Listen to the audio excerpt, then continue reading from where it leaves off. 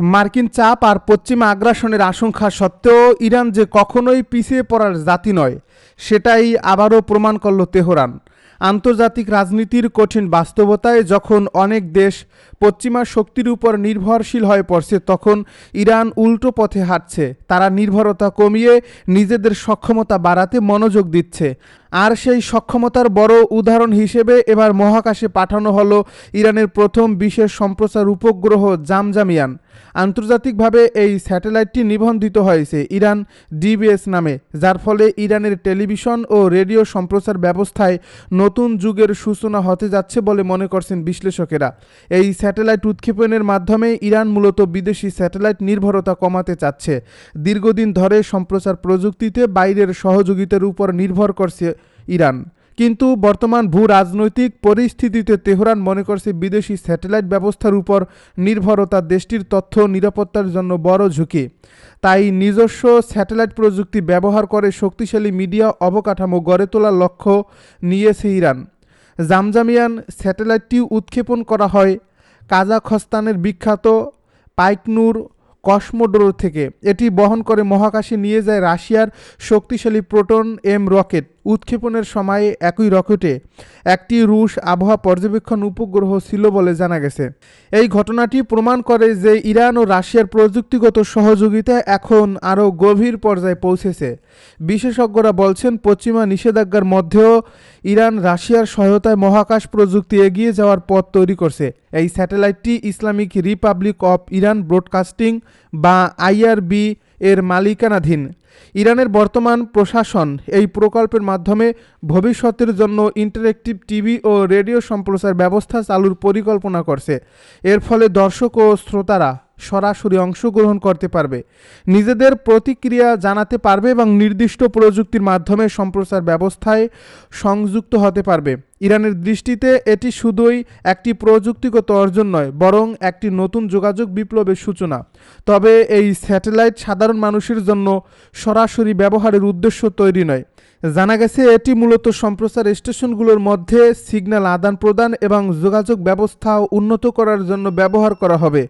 অর্থাৎ টিভি ও রেডিও সম্প্রচার কেন্দ্রগুলোর মধ্যে নিরাপদ ও নির্ভরযোগ্য যোগাযোগ স্থাপনে এটি একটি বিশেষ ভূমিকা পালন করবে। ইরানের পক্ষ থেকে বলা হয়েছে, জামজামিয়ান স্যাটেলাইটটি এমনভাবে ডিজাইন করা হয়েছে যাতে শুধুমাত্র পেশাদার ও নির্দিষ্ট যন্ত্রপাতির মাধ্যমে এর সিগন্যাল গ্রহণ করা সম্ভব হবে, যার ফলে এটি জনসাধারণের ব্যবহারের বাইরে থাকবে এবং তথ্য নিরাপত্তা নিশ্চিত করা সহজ হবে। বিশেষজ্ঞদের মতে এই স্যাটেলাইটটি শেষ পর্যন্ত স্থাপন করা হবে 34 ডিগ্রি পূর্ব দ্রাঘিমা অবস্থানে। এই অবস্থান থেকে ইরান তাদের সম্প্রচার চাহিদা অনুযায়ী বিস্তৃত কভারেজ পাবে। এতে দেশটির অভ্যন্তরীণ সম্প্রচার ব্যবস্থার মান আরও উন্নত হবে এবং সংকেত দুর্বল হওয়ার সমস্যা অনেকটাই কমে আসবে। একই সঙ্গে ইরানের আশেপাশের অঞ্চলেও তাদের সম্প্রচার কার্যক্রমের প্রভাব বাড়তে পারে বলে ধারণা করা হচ্ছে। মধ্যপ্রাচ্যের উত্তাল ভূ রাজনীতিতে নতুন করে যোগ হয়েছে সমুদ্রপথের উত্তেজনা। ইরানের নৌবাহিনীর সাম্প্রতিক তৎপরতা এবং যুক্তরাষ্ট্রের অতিরিক্ত বিমানবাহী রণতরী মোতায়েন ঘিরে প্রশ্ন উঠছে। সম্ভাব্য সংঘাত কি এবার জলসীমায় গড়াতে যাচ্ছে? আঞ্চলিক শক্তির ভারসাম্য যখন নড়বড়ে, তখন তেহরান ও ওয়াশিংটনের পাল্টাপাল্টি বার্তা আন্তর্জাতিক অঙ্গনে নতুন সংঘাত তৈরি করছে। ইরানের নৌবাহিনীর প্রধান রিয়ার অ্যাডমিরাল সম্প্রতি দাবি করছেন, শত্রুদের প্রতিটি নড়াচড়া এখন তাদের নজরদারির আওতায়। তার ভাষ্য, ইরানের সামুদ্রিক অর্থনৈতিক অঞ্চল সুরক্ষায় নৌবাহিনী সর্বোচ্চ প্রস্তুত। কৌশলগত দিক থেকে গুরুত্বপূর্ণ জলপথগুলোতে টহল জোরদার করা হয়েছে, বাড়ানো হয়েছে নজরদারি প্রযুক্তির ব্যবহার। এই বক্তব্য শুধু সামরিক শক্তির প্রদর্শন নয়, বরং একটি স্পষ্ট বার্তা। ইরান নিজেকে এখন আঞ্চলিক সমুদ্র শক্তি হিসেবে প্রতিষ্ঠিত করতে চায়। অন্যদিকে যুক্তরাষ্ট্র বসে নেই। আরব সাগরে অবস্থান করছে মার্কিন বিমানবাহী রণতরী ইউএসএস আব্রাহাম লিঙ্কন। এটি এমন এক যুদ্ধ জাহাজ যা প্রয়োজনে একাই আকাশ ও সমুদ্রপথের ব্যাপক হামলা চালাতে সক্ষম।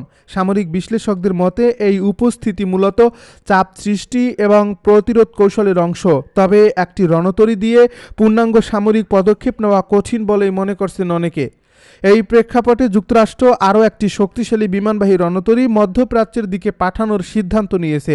ক্যারিবীয় অঞ্চল থেকে রওনা দিয়েছে ইউএসএস গ্রাল্ট আরফোর্ড, যা মার্কিন নৌবাহিনীর সবচেয়ে আধুনিক ও প্রযুক্তি নির্ভর যুদ্ধ জাহাজগুলোর একটি। যুক্তরাজ্য ভিত্তিক সংবাদ মাধ্যম ইরান ইন্টারন্যাশনাল 13 ফেব্রুয়ারির এক প্রতিবেদনে এই তথ্য নিশ্চিত করেছে। এর ফলে স্পষ্ট হচ্ছে, ওয়াশিংটন শুধু উপস্থিতি দেখিয়েই থামতে চায় না, প্রয়োজনে দ্রুত প্রতিক্রিয়া জানাতে চায়। ইরানের সামরিক শক্তিকে যে আর হালকাভাবে নেওয়া যায় না, সেটি স্বীকার করতে বাধ্য হয়েছেন মার্কিন প্রেসিডেন্ট ডোনাল্ড ট্রাম্প। বিশেষ করে ইরানের হাইপারসোনিক ক্ষেপণাস্ত্র কর্মসূচি এবং পারমাণবিক কার্যক্রম ঘিরে উদ্বেগ বেড়েছে। এই ইস্যুতে উদ্বিগ্ন ইসরায়েলও, কারণ ইরান যদি ক্ষেপণাস্ত্র সক্ষমতার পাশাপাশি পারমাণবিক অস্ত্র তৈরিতে সফল হয়, তবে তা মধ্যপ্রাচ্যের নিরাপত্তা চিত্র আমূল বদলে দিতে পারে। তবে ইরানের সর্বোচ্চ ধর্মীয় নেতা আলী খামেনি বারবার দাবি করছেন, তাদের পারমাণবিক কর্মসূচি শান্তিপূর্ণ এবং এ নিয়ে বিভ্রান্তিকর প্রচারণা চালানো হচ্ছে। তেহরানের অবস্থান পরিষ্কার, পারমাণবিক গবেষণা ও প্রযুক্তি উন্নয়ন তাদের সার্বভৌম অধিকার। একই সঙ্গে ক্ষেপণাস্ত্র কর্মসূচিকে তারা সম্পূর্ণ প্রতিরক্ষামূলক বলে উল্লেখ করছে। এ বিষয়ে কোনো ধরনের আপস করবে না বলেও জানিয়ে দিয়েছে ইরান।